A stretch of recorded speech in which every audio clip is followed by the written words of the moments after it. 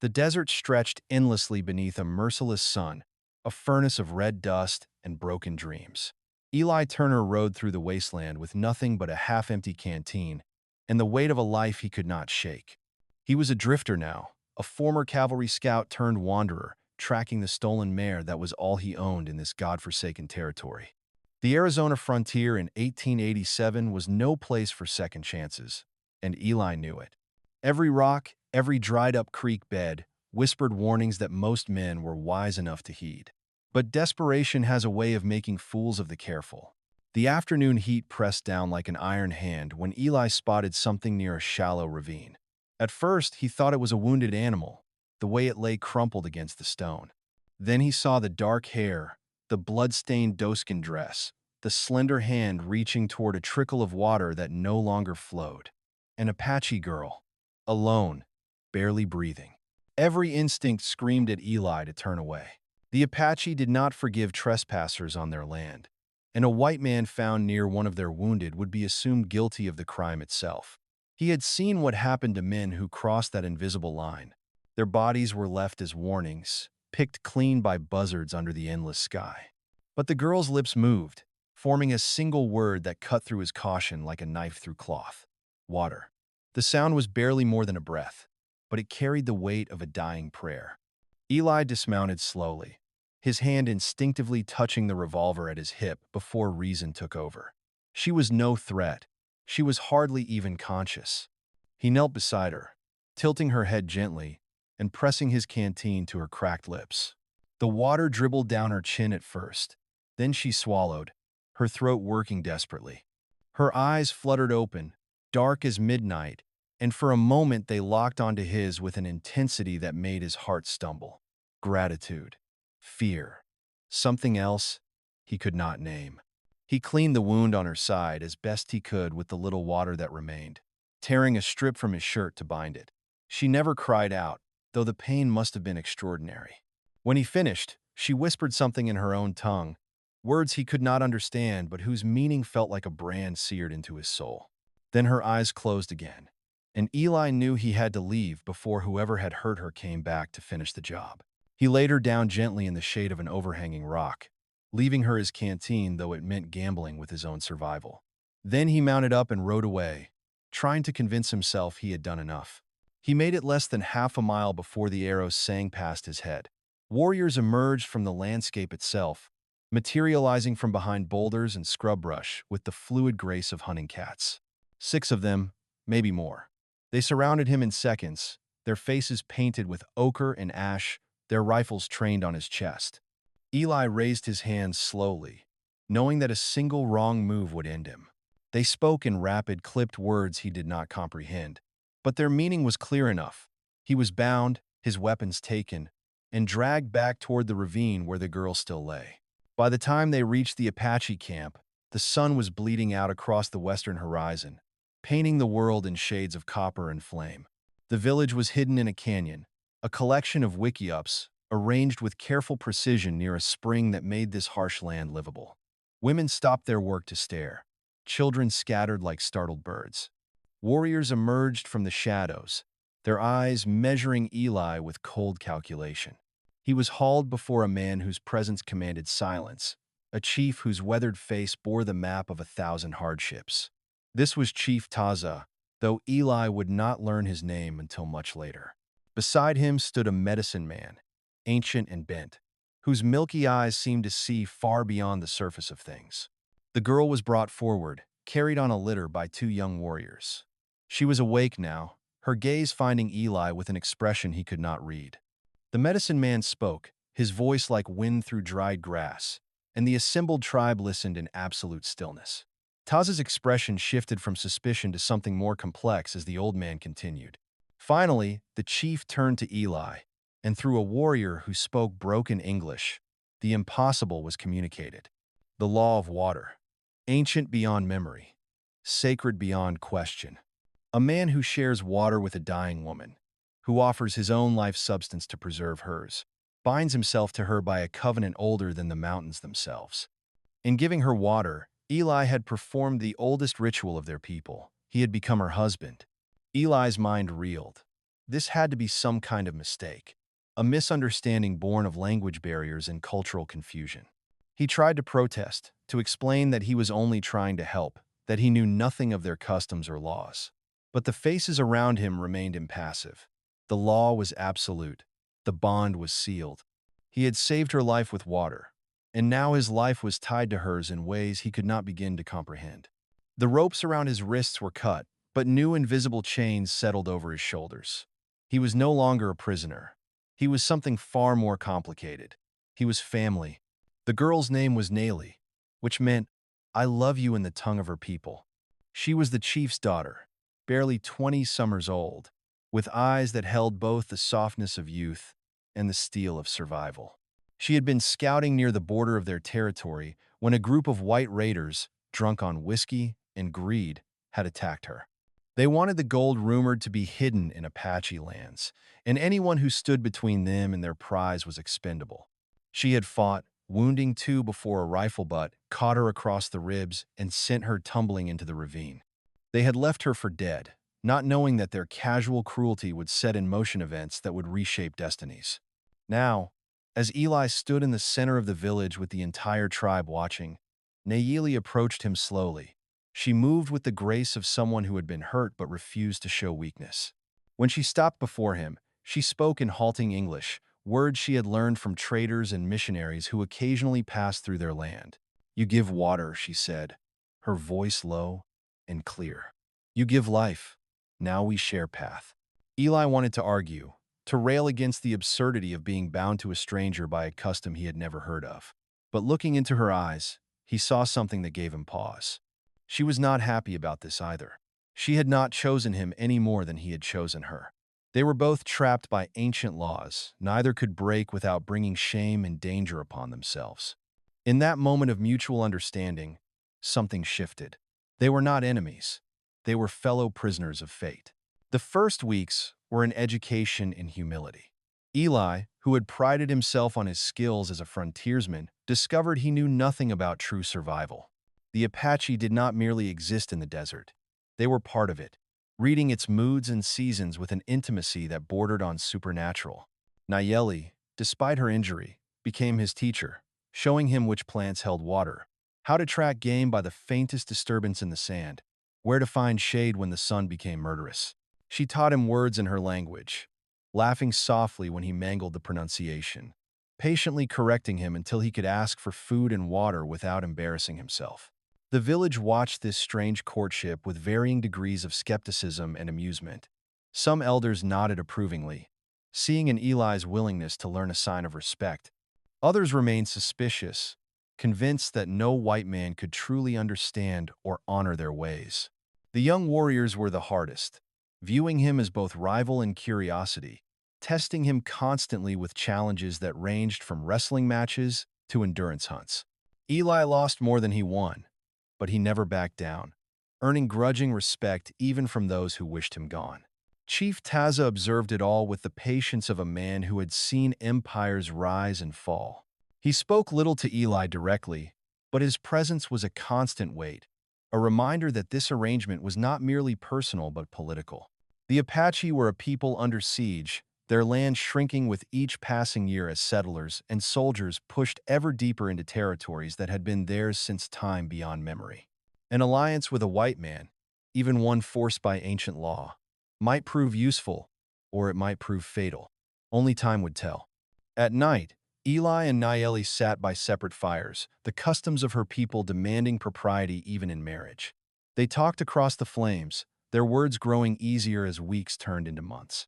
She told him of her childhood, of learning to ride before she could walk, of the stories her grandmother had told about the time when the land was theirs alone and the buffalo ran thick as clouds. He spoke of his own past, of growing up in Missouri, of joining the cavalry to escape a father who drank and a future that felt predetermined, of battles that turned his stomach and orders that haunted his sleep, of the day he walked away from his uniform and never looked back. "You run from ghosts," Nayeli said one evening, her face illuminated by firelight. "We all do," Eli replied. "Maybe," she agreed. "But some ghosts follow. Others we carry." It was the wisest thing anyone had said to him in years. The turning point came on a morning when scouts rode into camp with news that froze the blood. Soldiers, a full company of cavalry, moving toward the village with scouts and wagons, following trails that should have been secret. Someone had betrayed their location.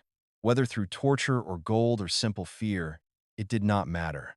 What mattered was that they were coming, and they were coming for blood. Chief Taza called a council, and for the first time, Eli was invited to sit in the circle of warriors. Through a translator, the situation was explained with brutal clarity. The soldiers believed the Apache were holding a white hostage, that Eli had been kidnapped and was being held against his will. They were coming to rescue him, and they would not accept any explanation that contradicted their assumptions. To them, the only good Indian was a dead Indian, and they had the blessing of the territorial government to make that belief a reality. Eli knew these men, or men like them. He had served beside them, had eaten their rations and shared their tents. Some were decent men following orders they questioned but could not refuse. Others were killers who had found in the cavalry a license for the violence that lived in their hearts. Either way, they would not stop until they had accomplished their mission or died trying. And they would not believe him if he told them he was here by choice. "Let me go to them," Eli said, the words heavy as stones. "Let me explain. I can make them understand." The council erupted in argument. Some believed him. Others were certain it was a trick, that the moment he reached the soldiers, he would reveal the village's defenses and lead them to slaughter. Naili sat silent through it all, her face unreadable, until Chief Taza raised his hand for quiet. "You would do this?" the chief asked through the translator. "Risk your life for people who are not your blood?" Eli looked at Nayeli across the fire. In the months since that day by the ravine, something had grown between them that went beyond laws and customs.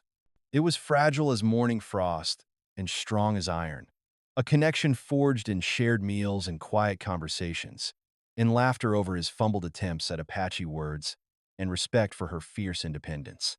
He did not have a name for it yet. Perhaps he never would, but he knew he could not let her people die without trying to prevent it. "They're more my blood than the men coming to kill them," he said finally. The council agreed to let him try, but Nayeli insisted on going with him. Her presence, she argued, would prove he was not a hostage. Together they rode out at dawn, leaving the village behind, heading toward the dust cloud that marked the advancing column. They met them on a flat stretch of desert, where nothing could hide, where treachery would be instantly visible from either side. The captain was a hard man named Garrett, with eyes like flint and a jaw that looked carved from granite. He listened to Eli's explanation with growing disbelief, his hand never straying far from his sidearm. The other soldiers muttered among themselves, some clearly thinking Eli had lost his mind, others suspecting darker motives. When he finished, Garrett's laugh was sharp as breaking glass. "You expect me to believe you married a savage by choice?" he said. "That you're living with these murdering heathens because you want to?" "It's more complicated than that," Eli began, but Garrett cut him off with a raised hand. "I've got my orders, Turner. There's a report that the Apache have been raiding settlements, stealing cattle, and killing homesteaders. I'm here to bring them in or put them down. You can come with us peaceful, or we'll take you by force. Either way, we're going to that village." Eli felt the situation slipping away like sand through his fingers. He tried reason, tried appeals to common sense and humanity, but Garrett was a man who had built a wall around his conscience and mortared it with duty. The soldiers would march, and the Apache would resist, and the desert would drink blood as it had 1,000 times before. It was Nayeli who changed everything. She had been silent throughout the exchange, sitting on her horse with the stillness of carved stone. Now she spoke, her English clear and precise, pitched to carry across the assembled soldiers. "You come for gold," she said. "Not justice, not protect. Gold." Garrett's face went rigid. "Watch your tongue, girl. White men attack me," Nayeli continued, ignoring the warning. "Looking for gold. Leave me for die. This man saved me. Now you call him hostage? Call us murderers? We defend our home. You bring war." A murmur ran through the ranks. These were young men, many of them, boys really, far from home and scared beneath their bravado. They had been told they were heroes, rescuing a white man from savages. Now that narrative was crumbling, and they did not know how to process the pieces. Garrett's hand dropped to his revolver. I said, watch your tongue. The shot came from the ridge behind them, a rifle crack that echoed across the emptiness.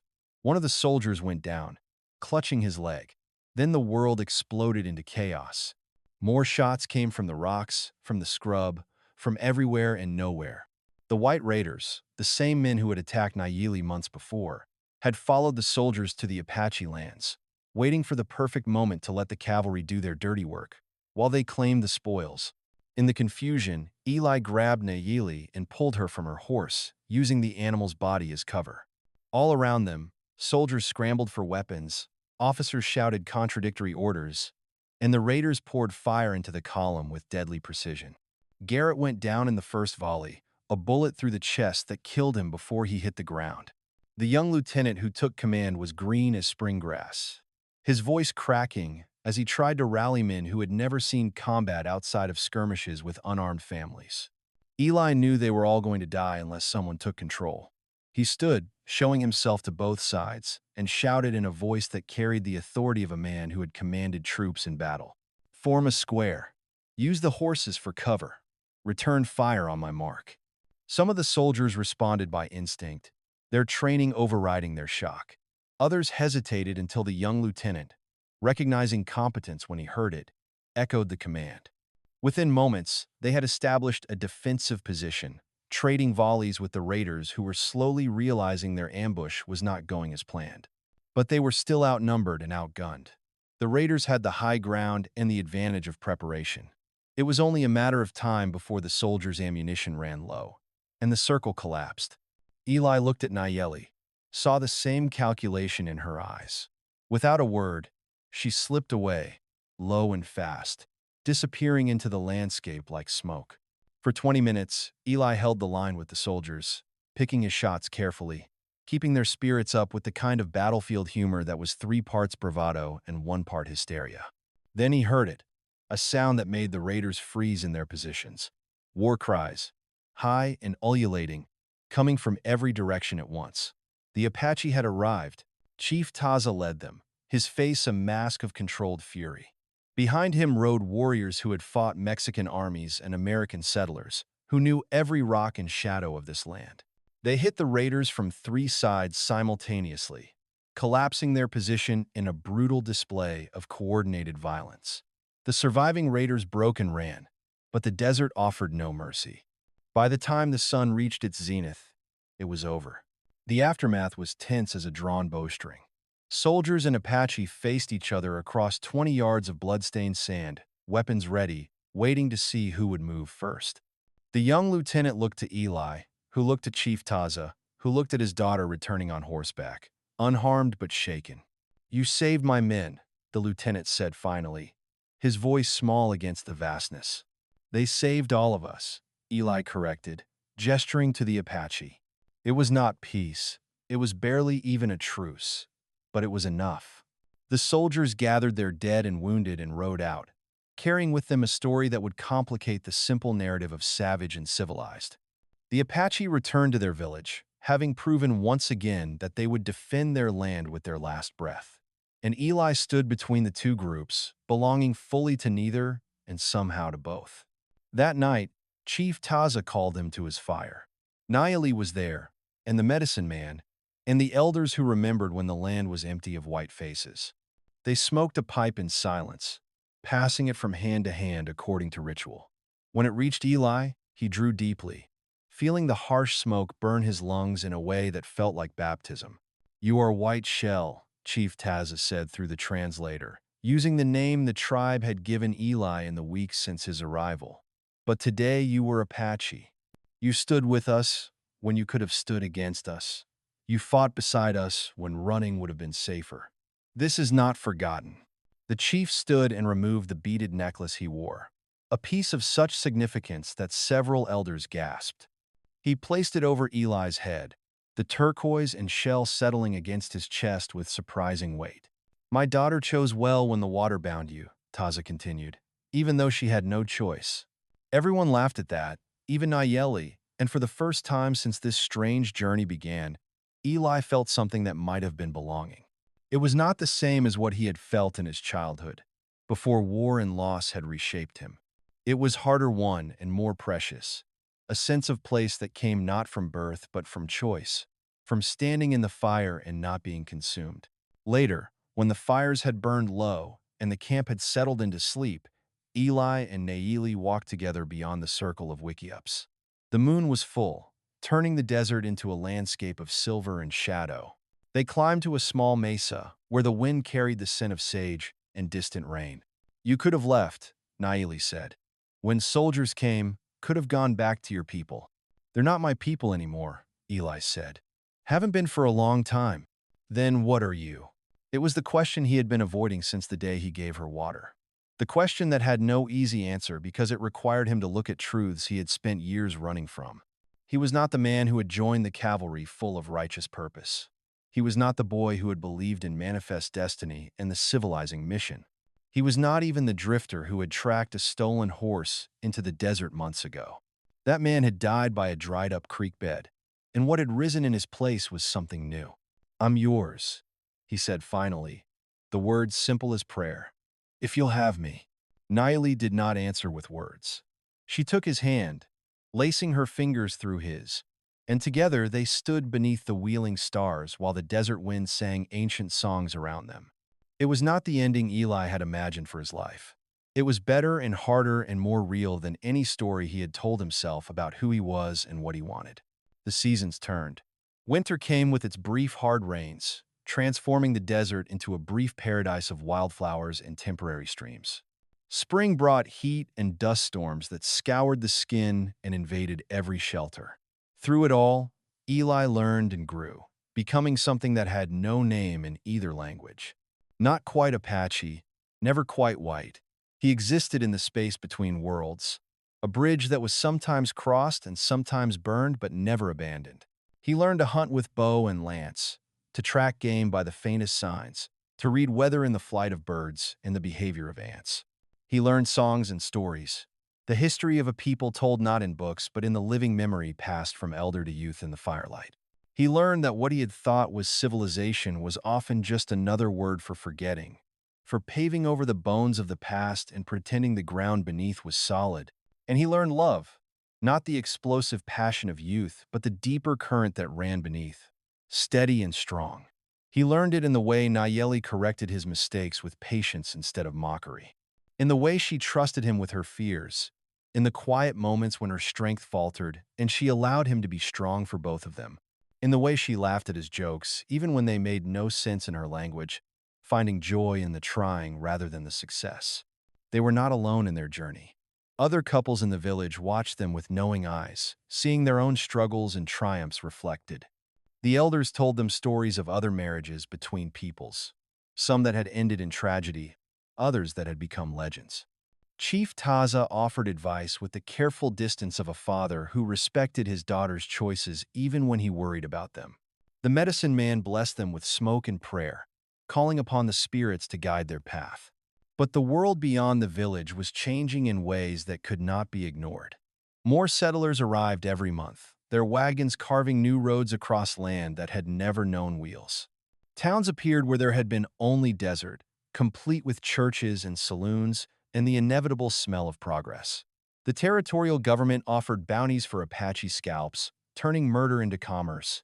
Soldiers established forts in strategic locations, their presence a constant reminder that the old ways were dying. Chief Taza saw the writing on the canyon walls. He was old enough to remember when his people had ranged across lands so vast that a man could ride for weeks and never see the same place twice. Now they were compressed into this single valley, surrounded by enemies who wanted them dead or confined to reservations, where they would slowly starve on government rations and broken promises. The choice was extinction or surrender, and Taza was too proud for one and too wise for the other. He called a final council on a night when the stars seemed close enough to touch.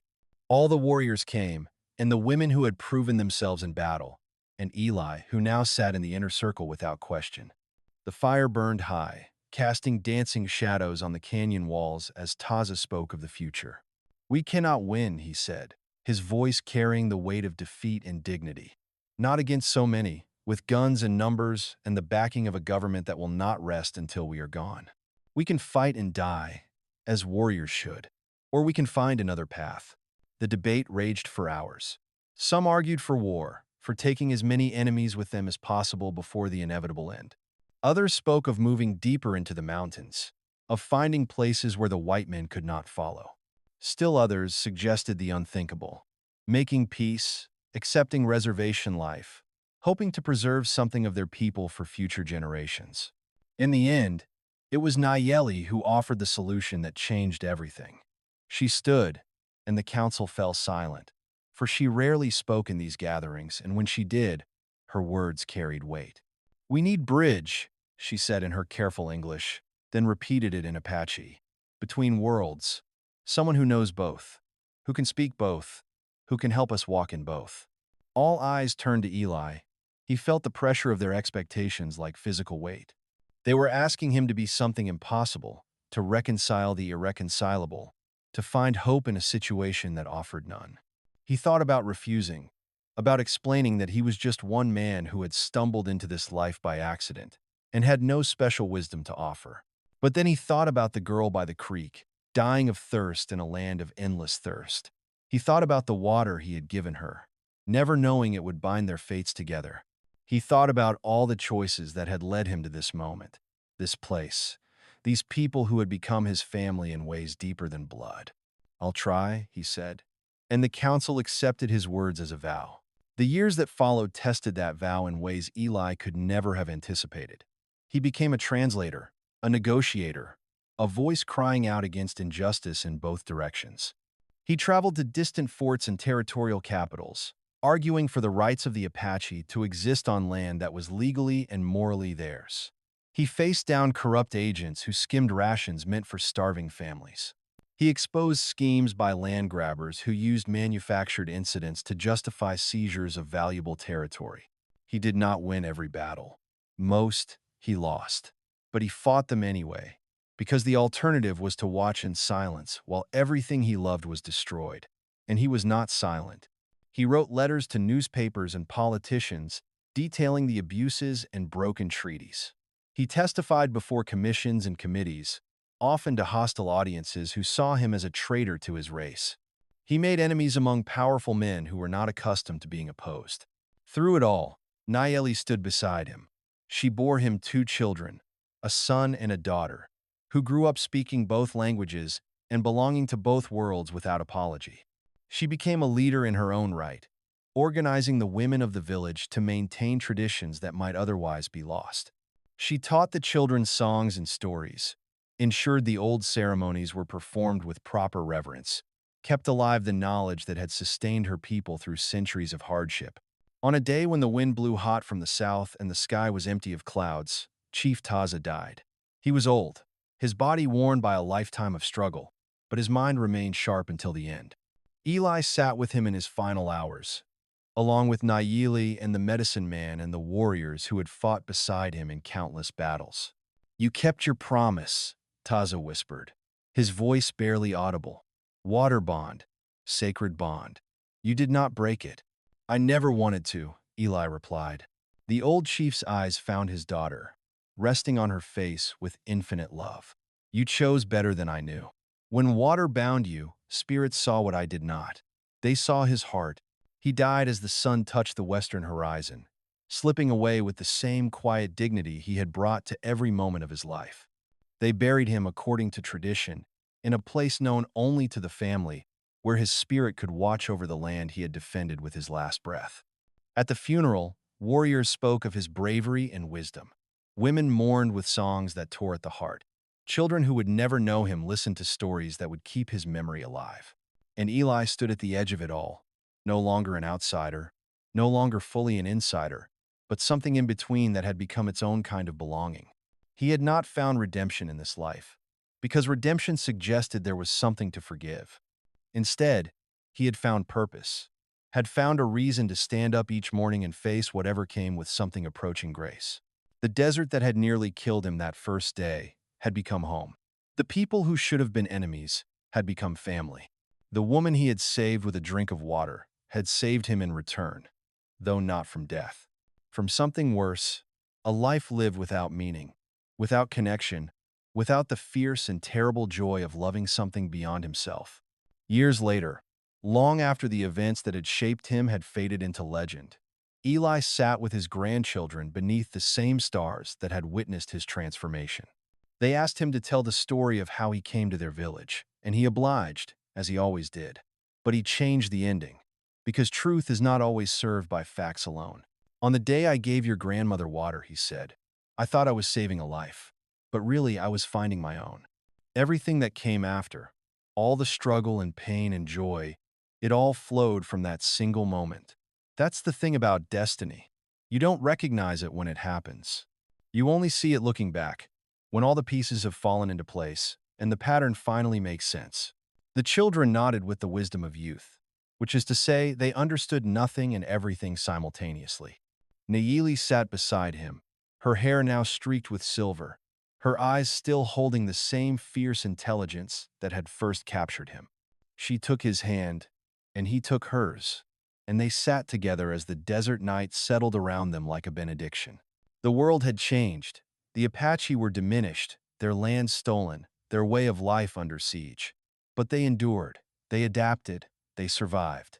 And in surviving, they proved that the human spirit cannot be conquered by force alone, that love and determination and simple stubborn refusal to disappear can be stronger than any army. Eli Turner had come to the desert looking for a stolen horse and found a destiny he never imagined. He had become a bridge between worlds, imperfect and sometimes failing, but standing nonetheless. He had learned that home is not a place but a people, that family is not defined by blood but by choice, and that sometimes the greatest adventures begin with the smallest acts of compassion. Under the red sky of Arizona, where the ancient land met the endless heaven, he had found his place. Not as conqueror or conquered, not as savior or saved, but as something simpler and more profound.